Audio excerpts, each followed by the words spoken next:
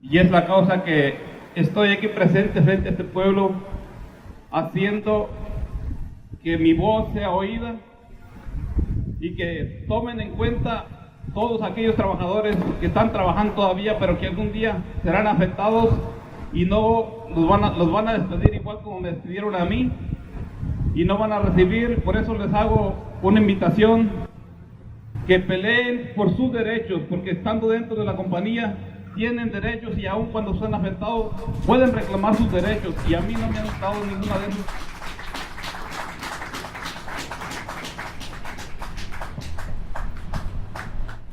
Perhaps everybody here was part of the petition that was being taken to Cargill in defense of Graciela, Ernestina, and Nelly. The request that they be all put back to work. Okay, and we have the WMRA site has a photo of those women being. Cargill sent out workers from Human Resources that actually listened to their stories, wrote them down. That was up at the guardhouse. But then when we actually came there to present the petitions, they wouldn't even let them step onto the parking lot, okay? And as a result of that, we have the Cargill Nine. I want to put on the table that Cargill is part of the reason why this is a welcoming city. They've provided jobs for a lot of people, a lot of immigrants. And we applaud them for that. We thank them for that. On the other hand, the circumstances are such of these immigrant workers has been that they have lacked political power, lacked vote. They need community support, because otherwise the logic of the situation is that they can be taken advantage of. And we've seen that reported this morning again and again. The natural situation of affairs is going to, Cargill is as human as the rest of us. And Cargill, the fact that they can make money, essentially, off of the health of people is a terrible thing and not a good thing. And we want to be in dialogue with Cargill about that as a community. That doesn't reflect our values. So we thank them, and we criticize them, and we hope to have that kind of a relationship with them.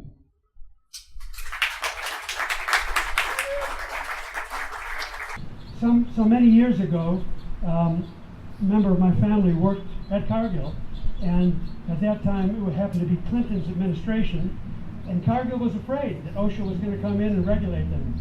And so they brought in an ergonomics person, and a family member of mine got trained up in videography and ergonomics and carpal tunnel, and all sorts of training programs were developed. And after that, after the Clinton time, in came another administration, similar to the one we have right now, that doesn't respect workers' rights. And all of the OSHA regulations have fallen aside, such that the speed of the lines is even faster than before. So we really need to do something. It's inhumane, the working situations we've got. Thank you very much.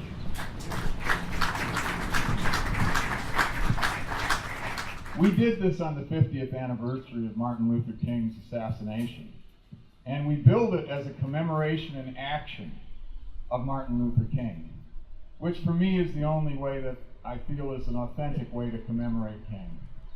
To me, he's really important. There are some people in history that really make a difference, and they leave us a direction, they leave us a path, especially martyrs. On the surface, a martyr looks like they've been removed from the scene, they've been killed, they've failed, it's the end. But it's always just the beginning. And so when somebody's martyred, like someone like King, or Jesus, or Gandhi, you have to find out what the message is.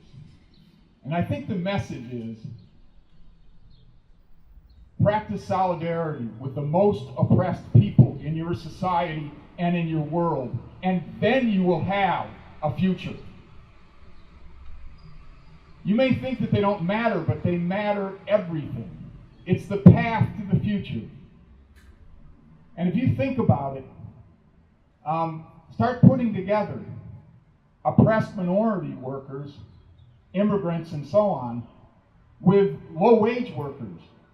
sub-employed workers, underemployed workers, and economically insecure middle-class people and working-class people. And pretty soon, you pretty much have most of us. And we don't have too much power these days. And why don't we have too much power? Well, one indicator, like the indicator of how much carbon we're producing, tells us a lot about our future. One of our indicators is we only have 8% of our public sector workers that are organized. That's a disaster. Is it a surprise that the billionaires are taking over? Is it a surprise that money totally dominates our politics? That corporations get whatever they want? That's what happens when you have 8% of your labor force as organized. That usually has to take a fascist dictatorship that assassinates and puts them in concentration camps. But they've managed to do it fairly bloodlessly, but they've accomplished it nevertheless. And the result is we have lost our democracy. If we want to get it back, we got to get back to the roots of it. And the roots of it are the power of ordinary people where they work. And one more. Yeah. And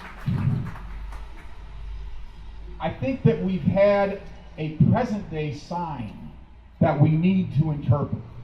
Jesus said, you can interpret the signs of the earth and the sky, you can foretell the weather, but you can't interpret the signs of the times. You can't interpret the history of the time. Well, right now, what just recently happened in West Virginia, and what's happening in Kentucky, and in Oklahoma, and now Colorado, and Arizona, is that, is an amazing phenomenon. And it may be the rebirth of the American labor movement. And we're the ones that are going to decide whether that's true or not.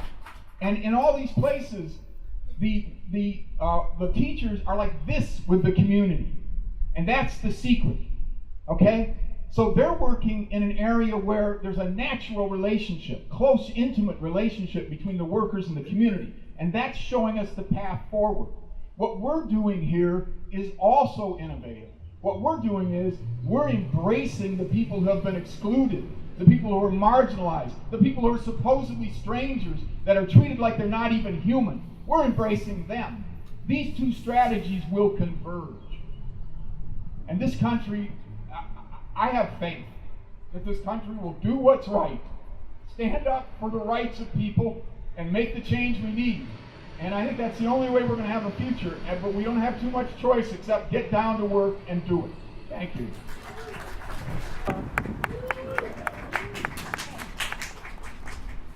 I just think it's really cool that you all showed up here, especially being Court Square. Because if you think about it, Court Square used to be where the selling blocks of slaves were. And now we are trying to break down our modern form of slavery. So I think this is awesome. The other thing I would like to say is the fact that all of us, when we were arrested, we had to do the whole little jail thing and blah, blah, blah. We were treated significantly better during our arrest than those workers that work for your food every day are treated when they're on the lines, 5 days, 6 days a week. So think about that the next time you're eating chicken, whatever you're doing. These workers are put through hell for your food. So be appreciative and fight for them.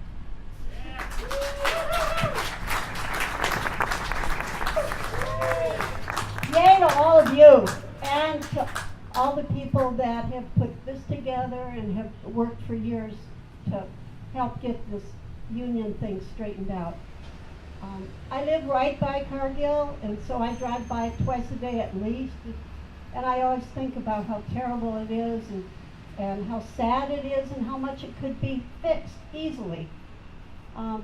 So I hope maybe this will open up Cargill's mind and heart and OSHA's investigations, and some of this stuff can be quickly fixed.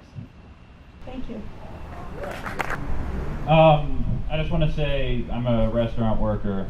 My boss is really cool. He's nothing like Cargill, but I think solidarity between workers across industries is important. And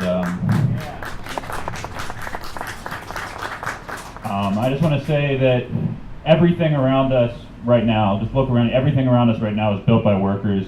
Workers built the society, and the bosses profit off of it. Cargill is the largest privately held corporation in the world. They own sweatshops in Latin America, Africa, and they own sweatshops here.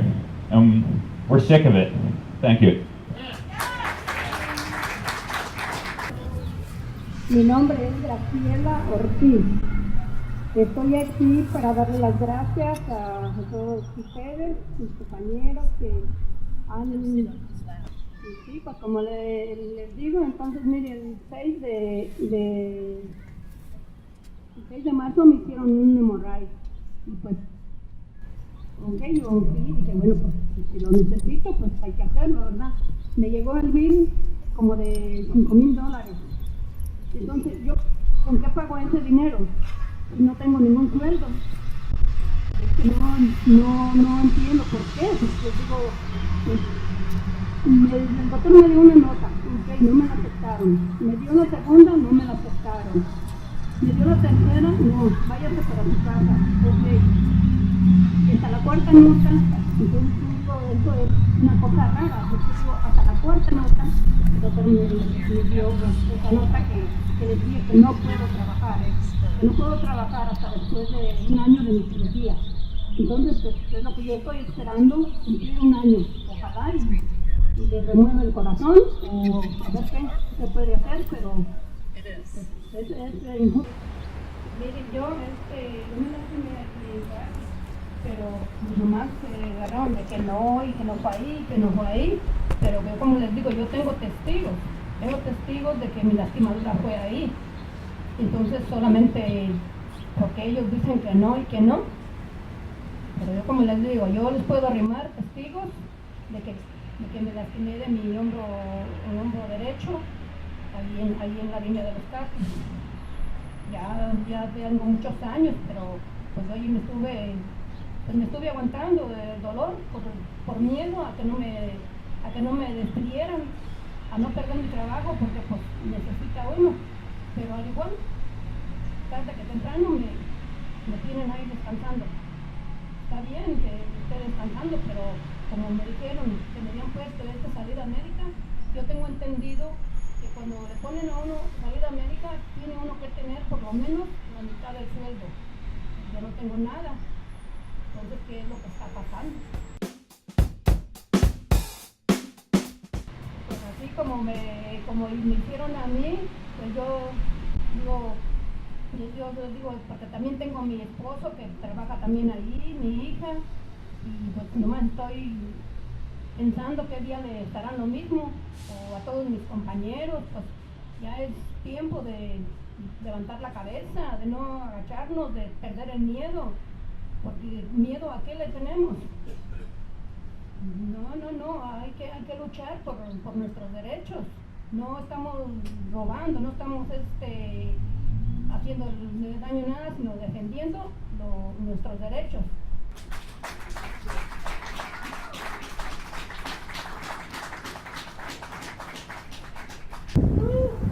Esa es la razón que estamos aquí, para que podamos llegar ante la Corte, si es posible llegar hasta la Corte Suprema, para que puedan atender a todos los empleados que son trabajadores de allí, porque a mí me acusaron como que si fuera un criminal o como que si fuera un indocumentado, pero no, yo les digo que yo soy legalmente ciudadano de este país.